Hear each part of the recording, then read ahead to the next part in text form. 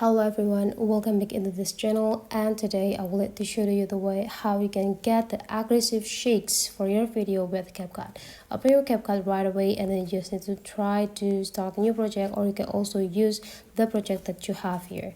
So this is the video that I have, and let's add some aggressive shakes for it. You just need to take a look on this bottom line. There will be an effects there. Go click it, and then you just need to tap into the video effects, and in the search button you just need to type shakes, and then you just need to go click search. And now there will be like a lot of shakes that you can have for your video, and I will suggest you to have this shake option so that you will have this type of aggressive shakes for your video. And go click this cancel, click this checklist button, and adjusting the length of the effects and make sure it apply into the whole clip. And here is the result.